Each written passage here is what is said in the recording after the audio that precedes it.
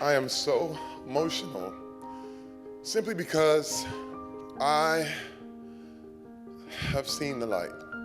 You know, I'm not gonna be long. I like to speak from the heart. I like to speak from what's inside me. To every person, every volunteer, you are changing the world. I'm an actor. I used to play football. I'm from the hood. I'm from Flint, Michigan. And, you know, I've been a part of several different cultures that can all be toxic at one time or another. From the hood to entertainment to athletics.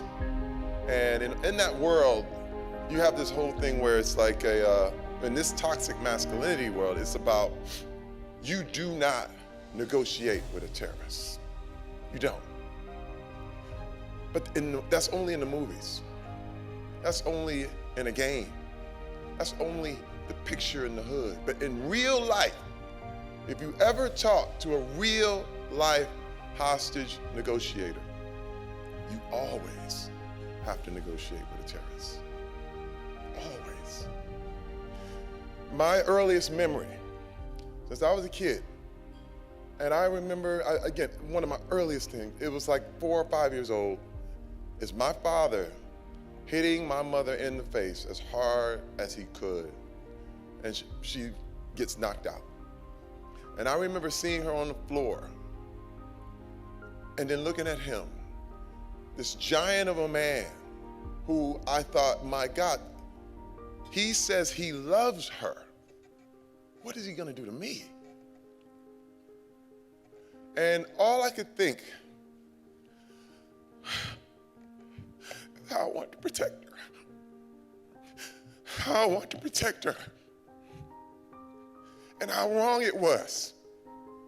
And I said, I gotta be strong. And I gotta get strength so that I can protect her. And every time he came home, we were scared. We didn't know. I literally wet the bed till I was 14 years old because I didn't know what was gonna happen. I would wake up to glass breaking, just sounds, people screaming, and it was a nightmare. We lived a nightmare for years. And I remember my mother coming into our room and saying, we're leaving. Pack our stuff, we're out of here. And we would grab everything we had and we'd put it in garbage bags. And we'd tie it up and we'd wait to go. Then she'd come back in and she'd say, we can't go. We can't leave. Where am I gonna go? And I just remember feeling like, let's go anywhere. I don't care. We can be in the street. But she couldn't do it. And he went on, terrorizing us forever. And it was like, what could we do? You have to understand that people in this situation feel entirely hopeless. Hopeless. We were hopeless. And I remember, see, and this was so wild because I picked up so many things. I thought, I'll never be like that. I'll never do that. But then I picked up a lot of other damaging things that come from that trauma. A lot of other things that had been assimilated into the culture, had been assimilated in the athletic culture, assimilated in the black culture, assimilated into my life. And I picked up a lot of these things, but this is the thing. What I was taught in my hood, in my area, is that simply because I was a man, I was more valuable than the women in my life. That was a firm belief. And here I am, I'm like, you know, I watched my mother get abused. But here I am, as a man, I felt like, hey, it's my way or the highway.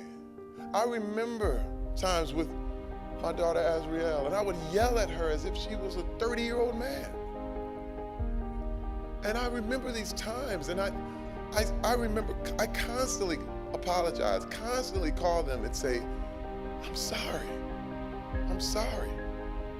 Daddy didn't get it. Daddy missed it. And, and this is the deal. This is the deal. We have to speak up. We have to speak up. Because as being terrorized, how are you going to get help? But the problem is that you're behind enemy lines. And what's so wild is I wrote a book in 2014 called Manhood. Now, first of all, more than anything, I have to thank my beautiful wife, who could not be here tonight, Miss Rebecca Cruz, who was my best friend, but she's also the only person I had that would really tell me the truth. And she told me, I'm done with you. She said, I'm out. I'm through. And I couldn't believe what was happening, because here I was, a very successful man, very successful. But what you have to realize is that success is the warmest place to hide. You have to realize that people can't quantify the fact that, this guy is such a successful producer. How could he do these damaging things? This guy's a world-class athlete. How could he be this way? This guy's a professor and he's so intelligent. How could he do this stuff? This guy is a wonderful politician. How could this happen? Success is the warmest place to hide. And I knew I had a problem, and I got help. And I wrote this book, Manhood, which basically told all of my issues, all of my stuff, and it came out in 2014. And basically my publisher abandoned the book because they thought it was ridiculous. And they said, what are you talking about? What are you talking about? They expected some really funny kind of like, a thing on athletics and entertainment. Terry Crews, you're very funny. We wanted a fun book. And I said, this is the book. This is what it is.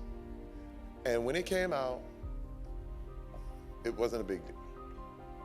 Now it's a big deal. And when I look at what this is,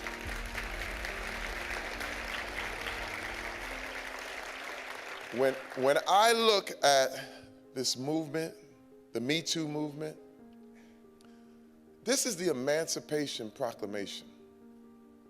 This is a thing where what's so wild is that once I was assaulted at an event with my wife, me, at 48 years old, I'm 49 now, a year ago, I'm at an event and I'm sexually assaulted by the head of William Morris Endeavor's movie department in front of everyone. And he thought it was so funny.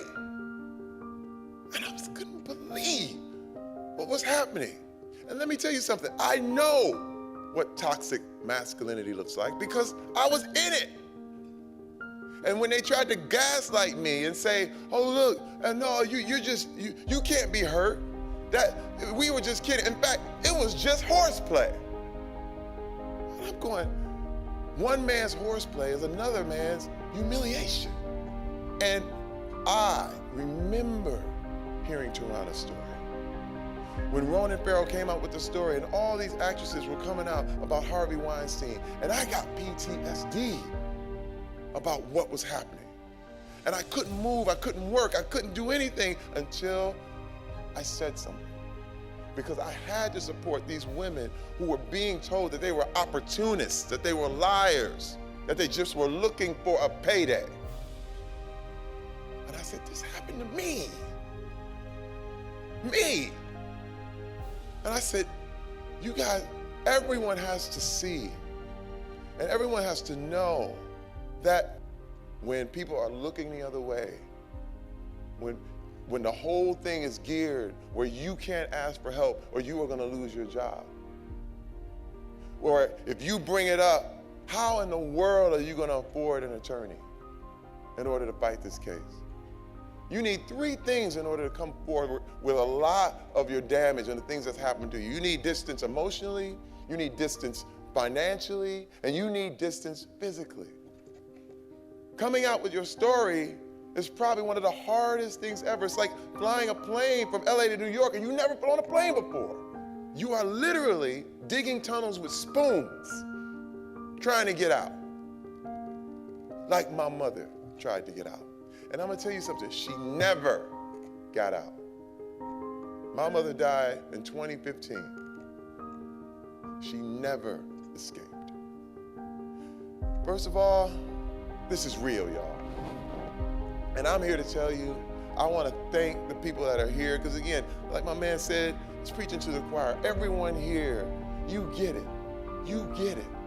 But you have to go out and spread the word. Find one person, find one person that can help. And I'm telling you this right now. For me, this is my calling. No man, woman, or child should ever put up with being treated as less than a human being, ever, ever.